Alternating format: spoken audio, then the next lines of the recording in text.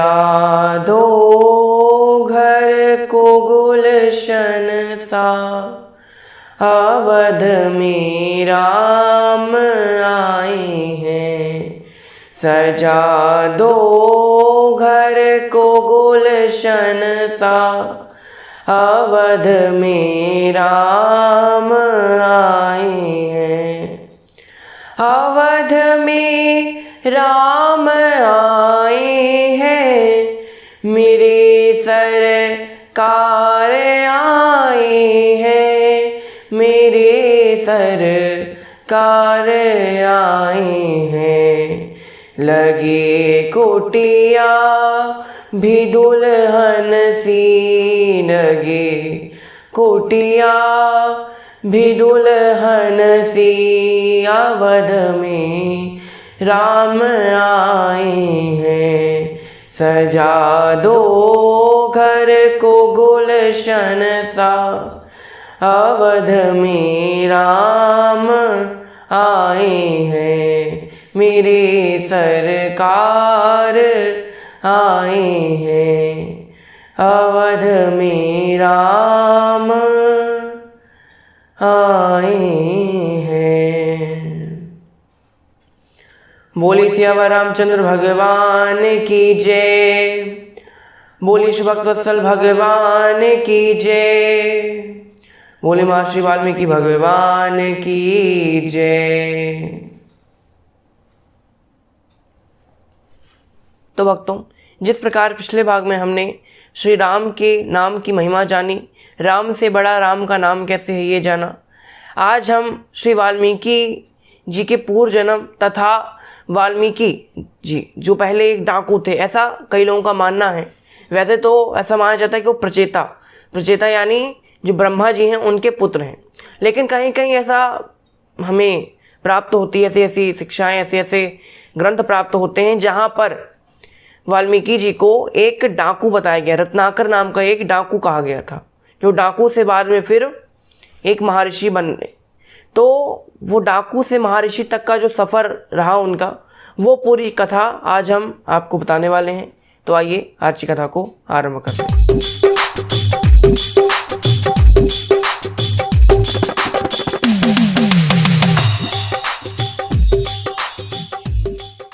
अब हम सर्वप्रथम जानेंगे कि वाल्मीकि जी पूर्व जन्म में क्या थे। मतलब वो डाकू बनने से पहले भी, डाकू बनना तो उन्होंने अगले जन्म में, मानी जिस जन्म में वो वाल्मीकि बने उस जन्म में वो डाकू थे, लेकिन पूर्व जन्म में ये डाकू बनने से पहले क्या थे, तो उनके पूर्व जन्म की कथा आज हम जानेंगे। तो पहले हम चलते हैं उनके पिछले जन्म में। एक बार की बात है, पंपा सरोवर के पास से एक शंख नाम के ब्राह्मण गुजर रहे थे। शंख नाम के जो ब्राह्मण थे वो अपने गुरुदेव से कई सारी सिद्धियां, कई सारी शिक्षाएं, विद्याएं प्राप्त कर कर अब अपने घर को लौट रहे थे। तब यहाँ पर वो जो शंख नाम के ब्राह्मण थे वो पंपा सरोवर के निकट पहुँचते हैं। पंपा सरोवर के निकट पहुँचने के पश्चात गोदावरी नदी तथा भीमरथी नदी को पार करते हुए वो एक निर्जन से वन में, एक निर्जन स्थान पर, ऐसा निर्जन यानी जहाँ पर जल कहीं ना हो, ऐसा निर्जन स्थान कि वहाँ एक बूंद भी जल नहीं थी, हर जगह अकाल पड़ा हुआ था, सूखा पड़ा हुआ था, सारे पेड़ पौधे जो थे सब सूख गए थे। वहाँ पर छाया लेने के लिए भी एक पेड़ नहीं बचा हुआ था। और वो जो मौसम था उस समय, जिस समय ये जो शंख नाम के ब्राह्मण थे अपने घर जा रहे थे, वो था वैशाख का महीना। वैशाख का महीना यानी खूब कड़ाके की गर्मी पड़ रही थी, और गर्मी में ना उनको जल मिल रहा था, ना कहीं शीतल छाया ही मिल रही थी। तो यहाँ उस गर्मी से पीड़ित होकर वो जो शंख नाम के ब्राह्मण थे वो यहाँ वहाँ घूम रहे थे। यहाँ गर्मी ने तो उनको पहले से ही परेशान कर रखा था, और वहाँ पर एक और मुसीबत आ गई। एक तरफ कुआं एक तरफ खाई वाली सिचुएशन होती है ना, तो यहाँ पर गर्मी तो उनको पहले से सता रही थी। यहाँ पर एक डाकू, एक व्याध यानी एक शिकारी, माने डाकू ने, एक व्याध यानी एक शिकारी वहाँ पर आ पहुँचता है, और शंख नाम के ब्राह्मण के गले के नीचे अपना जो खंजर था, चाकू, उसको रखकर कहता है कि तुम्हारे पास जितना भी सब कुछ है वो सब मुझे दे दो, जितना भी तुम्हारे पास कुछ भी है वो सब मुझे प्रदान कर दो, वरना मैं तुम्हारा भी अंत कर दूंगा। अब जो शंख नाम के ब्राह्मण थे वो बड़े डर गए। शंख नाम के ब्राह्मण ने जो भी उनके पास पकड़ी थी, उनके झोली में जितना भी अन्न था, थोड़ा बहुत कुछ भी खाने पीने का, जो भी उनके पास, उनकी झोली में जितने भी उनके पास वस्त्र आदि थे वो सब दे दिए। अब यहाँ पर जो भी हाथ आदि में पहना हुआ था सब दे दिया। अब यहाँ पर जब शंख नाम के ब्राह्मण अपना सब कुछ देकर वहाँ से जाने लगते हैं, तब वो व्याध कहता है, नहीं रुको, ये जो तुम्हारे पैरों में जो जूतियाँ हैं ना वो बहुत सुंदर लग रही, तो मुझे वो जूतियाँ भी दे दो। अब यहाँ पर शंख ने कहा, नहीं भाई, गर्मी का बहुत मौसम है और पैर मेरे जल जाएंगे अगर मैं तुमको जूतियाँ दे दूँ। अब यहाँ पर उस व्याध बड़ा क्रोध में है। व्याध कहता है, देखो अगर तुम जूतियाँ नहीं दोगे तो प्राण चले जाएंगे, प्राण चले जाएंगे तो फिर पाँव जलने का तो फिर सवाल ही नहीं उठता। तब यह शंख नाम का जो ब्राह्मण था वो डर जाते हैं और इसके पश्चात वो अपनी जो जूतियाँ थी दोनों पैर की उतार कर उस व्याध को दे देते हैं। अब यहाँ शंख नाम के ब्राह्मण थोड़ा सा और दूर चलते हैं। एक पेड़ के नीचे, बिल्कुल भी छाया नहीं थी, फिर भी एक पेड़ के नीचे बैठकर विश्राम करने लगते हैं, क्योंकि वो अगर चलते इस पूरी घनी दोपहर में तो उनके पैर जलते, तो वो बैठ गए। तब यहाँ पर व्याध के मन में आया कि मैंने इसका सब कुछ तो छीन लिया, मेरे धर्म में था कि हाँ मैं ये सब छीन लेता, मैंने उसका सब कुछ छीन भी लिया, पर मेरे मन में एक ऐसा विचार आ रहा है। उस व्याध ने मन में विचार किया कि मैंने इसका सब कुछ छीन लिया, अगर मैं इसको इसकी जूतियाँ वापस लौटा दूँ तो हो सकता है इसका थोड़ा सा कष्ट तो दूर हो ही जाएगा, और इसमें मेरा भी फ़ायदा है। क्यों? क्योंकि ये जो जूतियाँ हैं वो बहुत छोटी हैं और मेरे पैर बड़े हैं, तो मेरे पैर में जूतियाँ आएंगी नहीं, तो मेरे काम की भी नहीं है ये, तो मैं इसकी जूतियाँ लेकर क्यों अपने माथे पर पाप चढ़ाऊँ जो मेरे कुछ काम की भी नहीं आने वाली। अगर मैं इसकी जो जूतियाँ हैं वो लौटा देता हूँ तो इससे जो मुझे पुण्य प्राप्त होगा वो मेरे हित में अच्छा ही होगा। उस व्याध ने ऐसा विचार किया। इसके पश्चात व्याध ने जो जूतियाँ थीं वो उस शंख नाम के ब्राह्मण को लौटा दी। ब्राह्मण जूतियाँ प्राप्त करता है, बहुत खुश हो जाता है। वह कहता है कि व्याध, तुम सब कुछ छीनने वाले हो, फिर तुमने मेरी जूतियाँ लौटाई हैं, वो भी वैशाख के महीने में तुमने जूतियों का दान किया, यानी जूतियाँ मुझे लौटाई हैं, इसलिए तुमने ये जो मुझे जूतियाँ लौटाई, ये जो बुद्धि तुम्हारी हुई, ये जो बुद्धि तुम्हारी परिवर्तन हुई कि मुझे जूतियाँ लौटा देनी चाहिए, ये तुम्हारे किसी पूर्व जन्म के पुण्य के कारण ही हुआ है, और तुम इस जन्म में जो व्याध बने हो ना वो भी तुम्हारे पूर्व जन्म के किसी पाप के कारण ही हुआ है। तब यहाँ पर उस व्याध ने कहा, महाराज आप तो बड़े ज्ञानी महात्मा लगते हैं, आप मुझे मेरे पूर्व जन्म का पूरा हाल बताइए कि मैं इस तरह ये व्याध की योनि में क्यों हूँ, मैं ये व्याध क्यों बन गया हूँ, मैं मांसाहार क्यों करता हूँ, मैं लोगों को क्यों लूटता हूँ, क्या मैं भी कोई राज घराने में नहीं पैदा हो सकता था क्या मैं कोई ब्राह्मण के घर में नहीं पैदा हो सकता था क्या, तो मुझे इस व्याध की योनि में क्यों आना पड़ा, मुझे इसके बारे में बताइए। तब यहाँ वो ब्राह्मण कहते हैं, देखो यहाँ बहुत गर्मी है, यहाँ जल भी नहीं है और छाया में बैठने का कोई स्थान भी नहीं, कोई पेड़ भी नहीं कि छाया मिल जाए। तब यहाँ पर ब्राह्मण ने कहा, अगर तुम मुझे कोई ऐसी जगह बता दो जहाँ हम दोनों बैठकर आराम से विश्राम कर लें, जल आदि में ग्रहण कर लूँ, और ऐसा कोई स्थान यहाँ आसपास हो तो मुझे बताओ, और फिर वहाँ हम दोनों जाकर जल आदि ग्रहण कर थोड़ा सा विश्राम करने के पश्चात तुम्हारे पूर्व जन्म की कथा जानेंगे।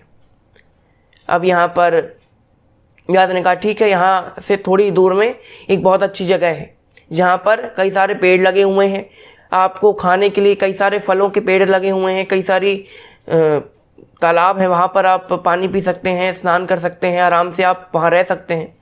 तब यहाँ पर उस शंख नाम का ब्राह्मण और वो व्याध दोनों लोग उस स्थान पर पहुँचते हैं। यहाँ जो शंख था वो जल ग्रहण करता है, स्नान करता है। इसके पश्चात वो अब दोनों लोग एक पेड़ के नीचे बैठकर, एक छावदार वृक्ष के नीचे बैठकर अब कथा सुन रहे हैं। यानी जो शंख नाम के ब्राह्मण थे वो व्याध को अब उसके पूर्व जन्म की कथा सुना रहा है। व्याध कहता है, महाराज अब आप मुझे मेरे पूर्व जन्म की कथा सुनाइए। तब वो शंख नाम के ब्राह्मण उसको कथा सुनाते हैं। शंख नाम के ब्राह्मण कहते हैं कि पूर्व जन्म में तुम स्तंभन नाम के एक ब्राह्मण हुआ करते थे। किस नाम के? स्तंभन नाम के तुम एक ब्राह्मण थे। श्री वत्स गोत्र में तुम्हारा जन्म हुआ था, बहुत अच्छे गोत्र में तुम्हारा जन्म हुआ था, लेकिन तुम बड़े पापगामी थे, यानी पाप के मार्ग पर चलने वाले थे। तुम हर प्रकार का पाप किया करते थे। तुम्हारी एक बहुत सुशील पत्नी थी, एक बहुत सुंदर सुशील सुबुद्धि पत्नी थी, लेकिन तुमने उसको अपने घर में तो रखा, लेकिन कभी उसका ध्यान न देकर एक वैश्या के पीछे लगे रहे। उस वैश्यागामी हो गए तुम उस वैश्या को, जिसके पीछे तुम हमेशा लगे रहते थे, उसको तुम घर पर भी लाने लगे और घर में उसके साथ रहने लगे। लेकिन फिर भी तुम्हारी जो पत्नी थी वो तुम दोनों की निरंतर सेवा किया करती थी। वो ये बात पर कभी ईर्ष्या नहीं करती कि मेरे पति मुझसे प्रेम नहीं करते। वो कभी ये बात विचार नहीं करती अपने मन में कि मेरे पति मुझसे प्रेम क्यों नहीं करते, वो इस वैश्या के साथ क्यों रहते हैं, तो रोती नहीं थी। वो ऐसा विचार करती थी कि अगर मेरे पति वैश्या के साथ रह रहे हैं, मुझे मेरे पति का प्रेम नहीं मिला, तो ये सब मेरे किसी पूर्व जन्म के पाप के कारण ही हुआ होगा। तो ये सब विचार करके वो दोनों की सेवा किया करती। वैश्या मना कर देती थी कि मेरी सेवा मत करो, लेकिन फिर भी वो सेवा किया करती थी। जल से पैर धुलाती, उनको स्नान करने के लिए उनकी सारी जो व्यवस्थाएं थी वो सब कर देती, खाने के लिए भोजन बना देती, सब कुछ जो व्यवस्थाएं थी वो सब कर देती थी।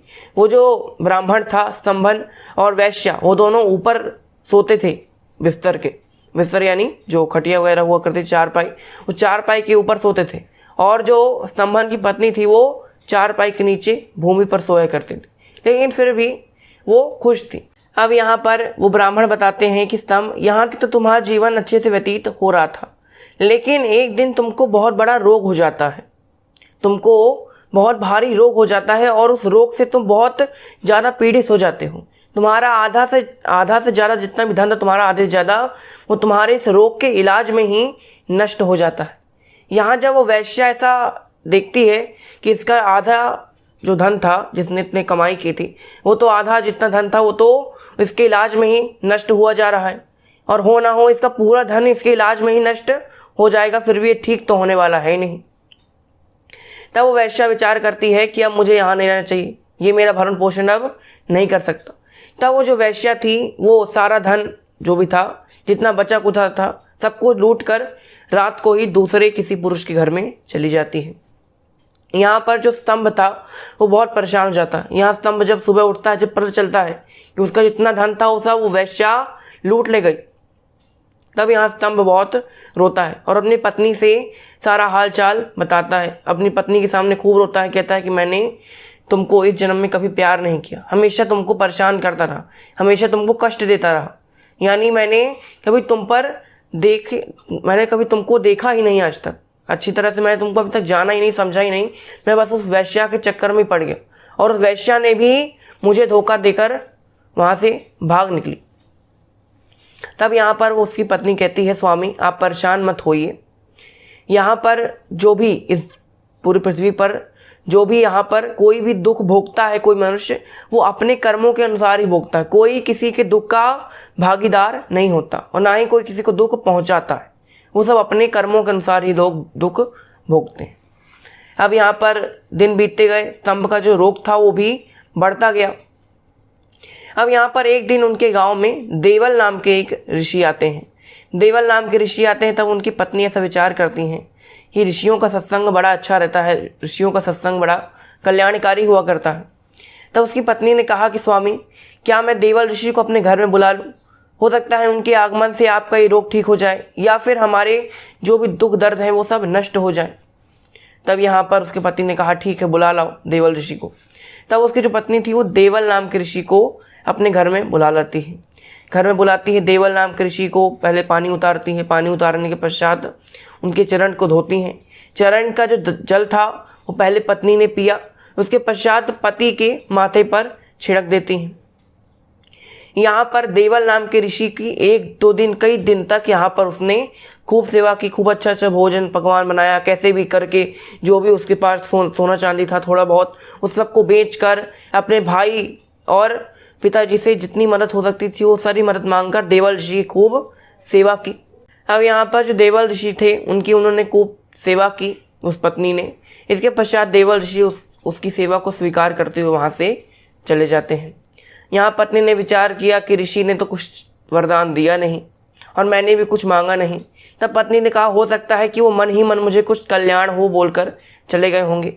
पत्नी ने इस पर भी बहुत ज़्यादा गहन चिंतन नहीं किया कि मुझे कोई भी वरदान क्यों नहीं दिया उन्होंने, मैंने इतना सारा भोजन उनके पेट में डाला लेकिन मुझे उन्होंने कुछ भी वरदान नहीं दिया। ऐसा कुछ भी विचार नहीं किया उसने बस आकर अपने पति की दोबारा सेवा करनी प्रारंभ कर दी। यहाँ जो स्तंभ का रोग था वो बहुत और बढ़ने लगा और बढ़ते बढ़ते अब तो वो मृत्यु की कगार पर पहुँचने वाला था। तब उसकी पत्नी ने उसको एक काढ़ा पिलाना प्रारंभ किया। उसने कई सारी जड़ी बूटियाँ लाई, उन जड़ी बूटियों का काढ़ा बनाया।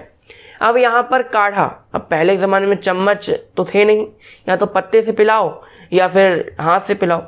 तो उसकी जो पत्नी थी वो अपने हाथ से ही ऐसे काढ़ा लेकर अपने पति के मुंह में डाल रही थी। यहाँ जो स्तंभ था, रोग के कारण उसके जो दांत थे वो जकड़ गए और दांत जकड़ने के कारण जो उसकी पत्नी की, जब वो ऐसे पिला रही थी अपने हाथ से, तब उस पत्नी की एक उंगली उसके मुंह में ही रह जाती है और उस मुंह में जो उंगली थी वो कट जाती है और वो कटी हुई उंगली उसके मुंह पर ही रह जाती है और मुंह पर ही रहने के पश्चात उसका उसी समय अंत हो जाता है। और अंत के समय उसके मन में अपनी पत्नी के प्रति भाव ना रहकर उस वैश्या का विचार कर रहा था कि वो वैश्या कहाँ होगी, अगर वो होती तो मेरे को सेवा कर देती। वैश्या ने सब धन लूट लिया लेकिन अंत समय में भी आ रहा है किसका विचार, वैश्या का। अब यहाँ पर जो शंख नाम के ब्राह्मण थे वो कहते हैं ये रहा तुम्हारा पूर्व जन्म का चरित्र। अब मैं तुम्हारे पूर्व जन्म को इस जन्म से लिंक करके बताता हूँ, यानी तुम्हारे पिछले जन्म में तुमने कौन कौन से पाप किए, पुण्य किए, तो इस जन्म में तुम कौन कौन से सुख और दुख भोग रहे हो उसको मैं अब लिंक करता हूँ। देखो, पूर्व जन्म में तुमने एक वैश्यागामी हुए, तुमने अपनी पत्नी की तरफ कभी ध्यान नहीं दिया, इसलिए तुम इस जाति में उत्पन्न हुए, इस व्याध की जाति में, ब्राह्मण के बड़े से कुल में पहले उत्पन्न हुए थे, लेकिन वैश्यागामी होने के कारण तुम इस जन्म में एक व्याध उत्पन्न हुए हो। मृत्यु के समय तुमने अपनी पत्नी की जो उंगली थी वो तुम्हारे मुंह में ही रह गई थी, इसलिए तुम इस जन्म में मांसाहार करते हो। अंत समय में तुम लेटे ही रह गए बिस्तर पर, तुम उठे नहीं, न भगवान के चिंतन किया, इसलिए तुम इस जन्म में जमीन पर सोते हो, भूमि पर शयन करना पड़ता है तुमको, तुम राजा और महाराजा नहीं हो। और कई सारी बातों को लिंक करवाया। अब यहाँ पर शंख नाम के ब्राह्मण ने कहा ये तो तुम्हारा पूर्व जन्म का चरित्र खत्म हुआ। अब हम चलते तुम्हारे अगले जन्म में तुम्हारे साथ क्या होने वाला है। अगले जन्म में एक बार की बात होगी कि एक कृणु नाम के ऋषि खूब तपस्या कर रहे होंगे एक सरोवर के किनारे। तब उनकी आंखों से उनका तेज गिर जाएगा नीचे और उस तेज को एक सर्पिणी ग्रहण कर लेगी।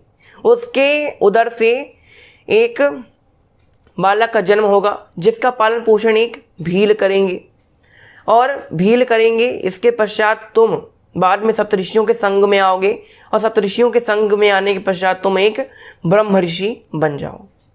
अब यहाँ पर जो व्याध था वो सब बातें सुनकर वहाँ से चला जाता है। बाद में वो अपना जीवन यापन करता है, उसकी मृत्यु हो जाती है। मृत्यु के पश्चात अब यहाँ पर जैसा जैसा उस शंख नाम के ब्राह्मण ने बताया था कि ये कृणु नाम के ऋषि हैं, वो एक सरोवर किनारे तपस्या कर रहे हैं। तपस्या करते करते उनकी आंखों से उनका जो तेज था वो नीचे की ओर पतित हो जाता है और उनके तेज से एक बालक का जन्म होता है। सर्पणी खा जाती है उस तेज को, तो एक बालक का जन्म होता है। उस बालक को कुछ भील लोग, किरात यानी कुछ भील लोग अपना लेते हैं और भीलों के साथ रहने के कारण वो जो बालक था वो भील के जैसा ही हो गया। भीलों का क्या काम होता है? जानवरों का अंत करना, मनुष्यों को मारना, उनका भोजन करना, उनका मांसाहार करना। तो वो जो बालक था उसके मन में भी हिंसक भाव आ गए थे। भले पूर्व जन्म में उसने सब सुन लिया था कि क्या क्या होना मेरे साथ, लेकिन अगले जन्म में वो सब कुछ भूल गया। उस बालक का नाम रत्नाकर पड़ जाता है। यहाँ पर एक दिन की बात है, वो थोड़ा बड़ा हुआ, बालक बड़ा हुआ, उसके बाद पश्चात विवाह भी हो गया, बच्चे भी हो गए। और बच्चे होने के पश्चात यहाँ पर अब वो बच्चों का पालन पोषण करना है, पत्नी का पालन पोषण करना है। तो वो रोज़ कोई ना कोई अगर उसके घर के आगे पीछे से या फिर जहाँ वो रहता था वहाँ आगे पीछे अगर कोई भी मनुष्य आता जाता मिल जाता तो उस मनुष्य को या फिर वो लूट लेता या फिर उसको मार देता। अब यहाँ पर एक दिन वो जो भील था रत्नाकर, वो एक दिन पेड़ के ऊपर बैठा हुआ था और पेड़ के ऊपर बैठे बैठे उसको नीचे से कुछ 7 ऋषि दिखाई देते हैं कि 7 ऋषि कहीं भ्रमण करने जा रहे हैं। वो सप्त ऋषि थे। अब यहाँ पर जैसे उसने देखा रत्नाकर ने कि ये 7 ऋषि कहीं जा रहे हैं, तब यहाँ पर रत्नाकर ने कहा कि लगता है आज इनके पास तो कुछ ना कुछ तो होगा ही, अगर इनके पास कुछ नहीं होगा तो फिर मैं इनको ही मारकर खा जाऊँगा। तब रत्नाकर पेड़ से नीचे कूदता है और अब सप्तऋषियों को बंदी बनाने का प्रयास करता है। सप्तऋषियों से कहता है, सप्तऋषियों मतलब तुम जो भी हो 7 ऋषि, तुम्हारे पास जो भी कुछ हो, तुम्हारे पास जो भी कुछ है वो मुझे दे दो। अगर तुम्हारे पास कुछ नहीं है तो फिर तुम मरने के लिए तैयार हो जाओ। तब यहाँ पर सप्तऋषियों ने कहा कि ये बताओ, ये तुम पाप कर्म करते हो, ये जो लोगों को मारते हो, लूटते हो, तो इससे क्या फ़ायदा होता है। तब यहाँ पर उन्होंने कहा, जो रत्नाकर था उस रत्नाकर ने कहा, ये सब मैं अपनी पत्नी और बच्चों के लिए करता हूँ, मेरे पत्नी और बच्चे भूखे मर जाएंगे अगर मैं ये सब नहीं करूँगा तो। तब यहाँ पर सप्तऋषियों ने कहा कि ये बताओ, तुम ये जो पाप करते हो, पाप जो है वो सब तुम्हारे खाते में आता है, तो तुम जाओ और अपनी पत्नी से पूछ कर आओ कि तुम ये जो पाप करते हो क्या वो उस पाप में सहभागिनी बनेगी। जैसे वो हर चीज़ खा पी लेती है तुम्हारा जो भी तुम लाते हो, तो क्या वो तुम्हारे इस पाप की सहभागिनी बनेगी, सहधर्मिणी बनेगी। तुम्हारे बच्चे क्या तुम्हारे इस पापों को भोगने के लिए तैयार हैं? अगर तैयार हैं तो फिर तुम हमको मार डालो। अब यहाँ रत्नाकर ने कहा कि तुमने मुझको इतना बेवकूफ़ समझा हुआ है क्या? यहाँ मैं अपनी पत्नी और बच्चों के पास जाऊँगा पूछने के लिए, और वहाँ अगर तुम ये 7 ऋषि, ये तो तुम लोग हो, वो यहाँ से चले गए तो? तब यहाँ सप्तऋषियों ने कहा, देखो अगर हम तुमसे बिना मिले यहाँ से अगर चले गए ना, तो हम खुद को ही ऐसा श्राप देते हैं कि अगर हम तुमसे दोबारा बिना मिले ही यहाँ से अगर चले गए तो हमने जितना भी पुण्य किया है अभी तक वो सब नष्ट हो जाए, हमने जितनी सिद्धियाँ प्राप्त की हैं वो सब नष्ट हो जाए। ये जो 5 महापाप है, मदिरा पीना, ताश खेलना, लोगों को परेशान करना, स्त्री पुरुष गमन करना, ये सब जितने भी पाप हैं वो सारा पाप हमने किया नहीं, लेकिन फिर भी उन पापों का जो दंड होता है वो सब हमको लग जाए अगर हम तुमको बिना मिले यहाँ से चले गए तो। तब यहाँ पर व्याध थोड़ा सोचता है कि हाँ लगता है ये लोग कुछ ज़्यादा बढ़ा चढ़ा के बातें कर रहे हैं, हो सकता न जाएंगे। फिर वे व्याध को उन पर भरोसा नहीं था। तब वो जो शिकारी था, भील था, व्याध था, रत्नाकर, वो जो रत्नाकर था उसने उन सभी ऋषियों को बांध दिया एक पेड़ से रस्सी ली और बांध दिया ऋषियों को, और ऋषियों से कहा तुम यहीं रहना।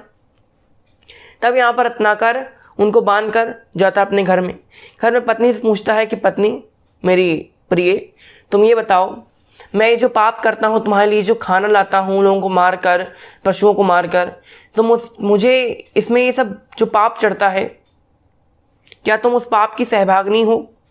क्या तुम मेरे साथ मेरे पापों को बांटोगी? पत्नी ने कहा, अरे ये क्या बोल रहे हो, तुम यहाँ पर जितना सब कुछ लाते हो तो खाना हम खा सकते हैं, भोजन हम कर लेंगे जो तुम लाते हो, लेकिन हम तुम्हारे पाप और पुण्य के सहभागी नहीं बनेंगे।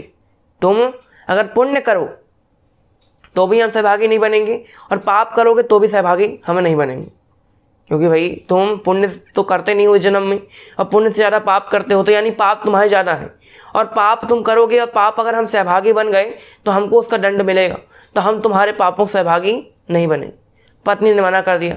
बच्चों से पूछा तो बच्चों ने कहा तो हम तो जानते नहीं है पाप पुण्य क्या होता है। यहाँ पर वो जो रत्नाकर था अब दौड़ते दौड़ते सप्तऋषियों के पास आता है, सप्तऋषियों के चरणों में गिर जाता है, कहता है ऋषिवन मुझे क्षमा कर दीजिए, मैंने ये पूरी ज़िंदगी में जितना पाप किया है वो क्षमा योग्य तो नहीं है, लेकिन फिर मुझे क्षमा कर दीजिए, और ऐसा कोई मार्ग बताइए कि मेरे सारे पाप धुल जाएं। तब यहाँ पर ऋषियों ने कहा, देखो तुम रहे शिकारी भील हो, तो तुम बड़े बड़े स्तोत्रों का पाठ तो कर नहीं सकते, मंदिर आदि जा नहीं सकते, और अगर तुमको केवल जल्द से जल्द अपने पापों से छुटकारा पाना है तो भगवान का नाम जपो, राम राम जपो। अब यहाँ पर उस रत्नाकर ने कहा, रे राम राम कैसे जपें, आज तक हमने कभी भगवान का नाम नहीं लिया, तो आज राम नाम कैसे हमारे मुंह से निकलेगा। तब यहाँ पर ऋषि विचार करते हैं, ऋषि कहते हैं, अच्छा राम नाम नहीं जप सकते, मरा मरा जप सकते हो? बोले हाँ ये तो अपना रोज का काम है, मरा मरा बिल्कुल जप लेंगे। बोले कि हाँ तो मरा मरा जपो, मरा मरा में 2 मरा में 1 राम आ जाएगा तो जपो। अब यहाँ पर वो जो रत्नाकर था वो एक जगह बैठकर मरा मरा मरा मरा मरा राम राम राम राम राम राम जपना प्रारंभ किया। अब यहाँ पर राम राम जपते जपते कई वर्ष बीत जाते हैं, कई हजार वर्ष व्यतीत हो जाते हैं और कई हज़ारों वर्ष के पश्चात अब 1000 वर्ष बीत गए और 1000 वर्ष बीत गए तो जहाँ वो बैठा हुआ था रत्नाकर, वहाँ पर दीमकों और चींटियों ने अपना डेरा बना लिया था। दीमक और चींटी डेरा बना लिए और जो दीमक और चींटी जहाँ डेरा बनाते हैं उस डेरे को वाल्मीकि कहा जाता है। संस्कृत में उसको वाल्मीकि कहते हैं। इसके पश्चात जब 10,000 वर्ष व्यतीत हो जाते हैं तब सप्तऋषि स्नान करने के पश्चात आते हैं और सप्तऋषि कहते हैं कि ऋषिवर अब आप उठिए, रत्नाकर अब आप उठो। तब यहाँ पर उन ऋषियों की बातें सुनकर, उन ऋषियों की वाणी सुनकर रत्नाकर उस वाल्मीकि यानी उस ढेर से निकलता है। तब यहाँ पर जो सप्तऋषि थे वो कहते हैं कि आप एक वाल्मीकि से निकले हैं, एक वाल्मीकि के ढेर से निकले हैं, इसलिए आज से आपका नाम महर्षि वाल्मीकि पड़ जाएगा। अब यहाँ पर सप्तऋषियों ने कहा कि आप अब से ब्रह्मर्षि वाल्मीकि के नाम से विख्यात होंगे। ये थी वाल्मीकि जी की कथा। यहाँ पर अगर हम दूसरी कथाओं में जाएं तो दूसरी कथाओं में ऐसा माना जाता है कि वाल्मीकि जी पूर्व जन्म में रत्नाकर डाकू नहीं थे। हो सकता है वो नहीं रहे होंगे, लोगों का अपना अपना मत है। तुलसीदास जी ने तो लिखा है कि हाँ ये डाकू थे। तुलसीदास जी ने क्या लिखा है? उल्टा नाम जपत जग जाना, वाल्मीकि भय ब्रह्म समाना। अर्थात उल्टा नाम जपने से जो वाल्मीकि थे वो साक्षात ब्रह्म ऋषि पद को प्राप्त किया। ऐसा तुलसीदास जी अपने रामचरितमानस में लिखते हैं। तो ये बात सच हो भी सकती है और ये बात भी सच है कि अगर वो डाकू थे तो वो ब्रह्मा जी के पुत्र भी माने जाते हैं। श्री वाल्मीकि जी ने खुद रामायण में कई बार जब सीता माता की जब वाल्मीकि जी उनकी पवित्रता को साबित करने के लिए राम जी के दरबार में जाते हैं तब राम जी से कहते हैं कि मैं प्रचेता का भाई हूँ, यानी मैं श्री ब्रह्मा जी का पुत्र हूँ और ब्रह्मा जी का पुत्र होने के कारण मैं आज तक कभी झूठ नहीं बोला है। ये जो सीता माता है वो सर्वथा पवित्र थी, हैं और हमेशा रहेंगी। तो यानी रामायण में भी कई जगह ऐसा माना गया है कि जो वाल्मीकि थे वो ब्रह्मा जी के पुत्र हैं। तो यहाँ थोड़ा बहुत डिफरेंस है। तो हमने आपको दोनों कथाएं बता दी कि ब्रह्मा जी के पुत्र भी थे और अगर ऐसा आप मानते हैं कि डाकू थे तो डाकू की कथा भी हमने आपको सुना दी। तो ये थी वाल्मीकि जी के जन्म की, उनके पूर्व जन्म की और उनके महर्षि बनने तक की कथा। अब वो रामायण का लेखन कैसे करते हैं, रामायण का महात्म्य क्या है, वो हम आगे जानेंगे। तो आज की कथा को हम यहीं विराम देते हैं। आज के लिए बस इतना ही। आपका बहुत बहुत धन्यवाद। घर पर रहिए, सुरक्षित रहिए, मुस्कुराते रहिए। जय श्री राम।